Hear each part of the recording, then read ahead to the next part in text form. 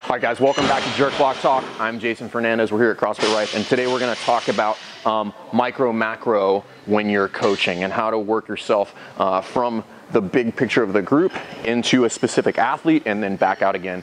Before we do that, if you have not seen the macro macro video on the CrossFit Journal, I highly recommend that you watch it. It is a gem.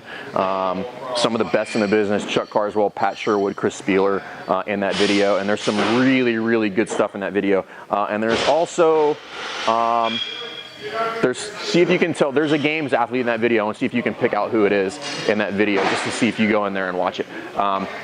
But essentially, the topic for today is micro, macro, and then going back to, macro, micro, macro. And what you're talking about is being able to manage the big picture that is the class, and then being able to zoom in to address a specific athlete, to get something corrected, and then be able to pull yourself back out. Because one of the major things that'll happen with newer coaches is they'll be coaching a class, they'll see something that they want to correct, they'll go in there and they'll start correcting and get hands-on and really doing some good coaching at the expense of literally everybody else in the class. Okay, so we don't really ever want to do that.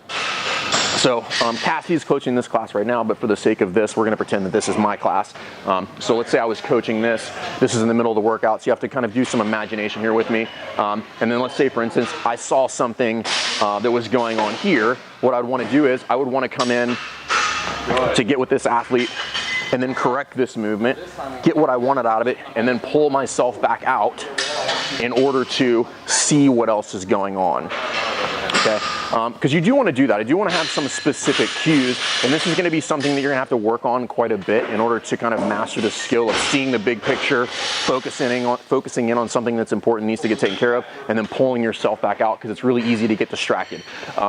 One thing I want you to think about, and this is a big one, and Eric's going to follow me so you guys can really get the sense of what I'm talking about.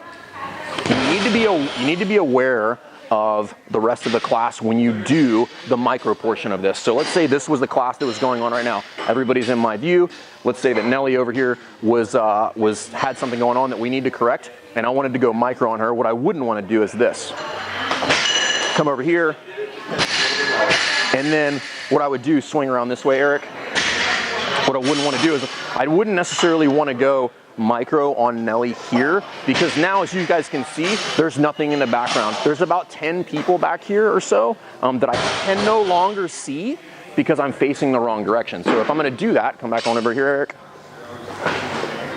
If I want to do that, I want to be able to go from macro to micro while still being able to have the big picture of the rest of the class in my view, right? So when I do that, I always want to think about where I'm facing, so that if something does happen, I'll be able to pick it up out of the corner of my eye. For instance, if I was going macro and I wanted to go correct this athlete, let's say Nelly had something going on, or her hips were shooting up on the snatch, something like that, I'm addressing this, and then if for some instance all of a sudden Allie had an early arm pull, I'm going to be able to see that by standing here or here, but I'm not going to be able to see it if I'm facing this direction and Nelly was right in front of me.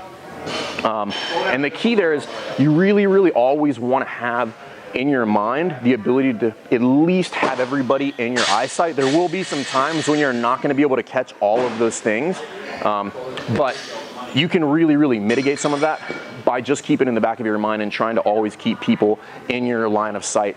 3 minutes. And if you had the whole classroom to work with, you would literally just move your way around, and the easiest way to think about this is stay on the perimeter and then go in to get that correction, and then pull yourself out in order to keep seeing the big picture. Again, if you guys have not seen that video, it's really important that you have that macro piece, and you can do this with a singular athlete too. You can go ahead, Bruce, you're good. And you can do this with an athlete too. Let's say I have For instance, we could just use Nelly here. Let's say that if I wanted to do kind of a macro, micro, macro on Nelly, if she was squatting, for instance, and she had a rounded back, one of the things that I could do to do this, if I was going to go in there and say, hey, we need to fix that rounded back, and I'm just looking at her back, and now just her rounded back becomes micro, if I don't kind of pull myself out of that big picture and look at the whole movement, which would be micro, I may miss the fact that like just adjusting her feet would actually fix the rounded back position to get her in the right spot. So remember, there's value in micro, macro, or macro, micro, macro works for an individual athlete, but it also works for a full class at the same time. For the athlete, it would be a specific fault would be micro, the full movement would be macro. For the classroom setting, everybody in your class would be macro. One individual athlete here would be micro, and then I'd have to work myself back and forth between those two in order to get a correction, but still seeing everything else that's going on in the class. This is kind of some advanced stuff, I think, in my mind, as far as coaching goes. It's a lot harder to start to practice this concept. But if you have it in your mind and you're thinking about going micro, macro, micro, macro, you're much more likely to at least start toying with that concept and being a lot more effective as a coach. So play around with it, and again, if you have not seen that video, you need to go watch it right now. Like literally turn this off and go watch that. Micro, macro, micro, it's on the CrossFit Journal. There's a ton of stuff in there, guys, like old school videos that has just some really good shit in there. So you should be reading the journal. There's some awesome stuff in there. Cool, appreciate it, guys. If you have any questions about this specifically, let me know. If you like some of the stuff on the show, please subscribe to the YouTube channel, and we'll see you next time. Thanks a lot.